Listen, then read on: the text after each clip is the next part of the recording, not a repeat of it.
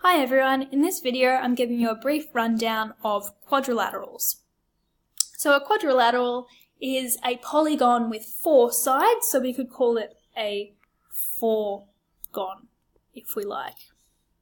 The first quadrilateral we're looking at here is a square. It's a square because each side has exactly the same length. This also makes it a regular four-gon, because remember a regular polygon is a polygon where all of the sides are the same length. And we can also see by those little boxes in the corner that each of our internal angles is 90 degrees. Okay, so the formulas we need to know for a square are that the area equals x squared and the perimeter equals 4x. So just a reminder about area and perimeter. The area is all of this internal area here. If I can draw it well enough there. And so that's our area.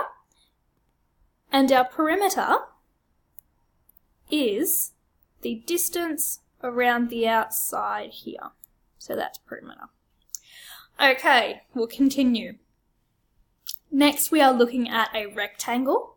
So a rectangle, we have sides with different lengths. So you can see those 2 lines indicate that we have the same length on these sides, okay, but we have a different length over here on the width sides. The formulas we need to know here are that area equals length times width and perimeter equals 2 outside of L plus W. Okay, that's just adding up all of the sides. The next shape we're going to look at is a lovely little rhombus. So a rhombus is basically a square that we've tilted a little bit. It's nice because all of our sides are the same length. So here we've got x all around the side, which makes calculating perimeter really easy. So our perimeter here is just 4x. Now we've got 2 different formulas that we can use to calculate the area of a rhombus.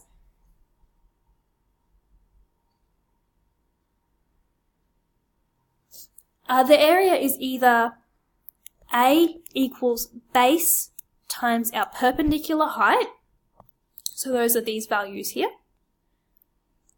or when we get more familiar with trigonometry, A equals x squared times sine of theta, where our theta is this value here.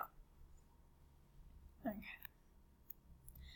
Alright, so they're the 2 different ways that we can calculate the area of a rhombus. They're both really important to know, and it's also really important to be able to work backwards. So perhaps we know the area but we want to work out the angle, or we know the area and the angle but we want to know the side.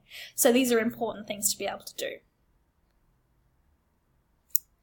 Okay, here we've got a general parallelogram. So in this case, we have these sides here are parallel.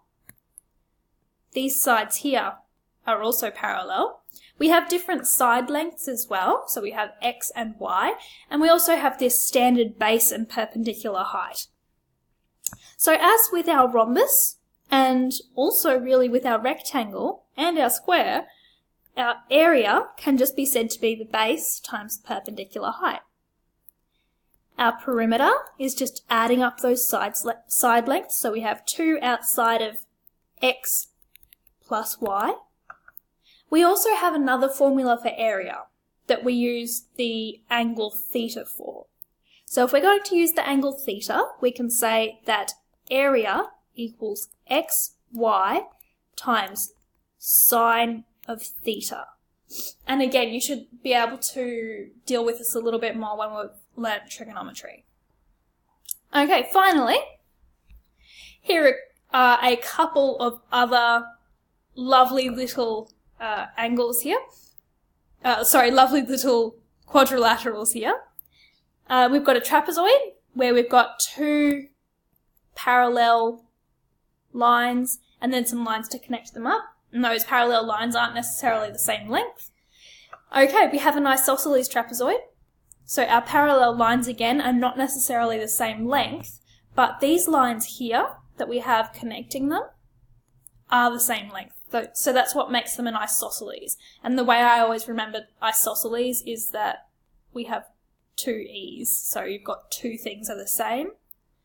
And the final shape that we have here is a kite. So with our kite, we know we've got two sides of the same length there and two sides of the same length there. So they're both nice ones. All right, hope that helped.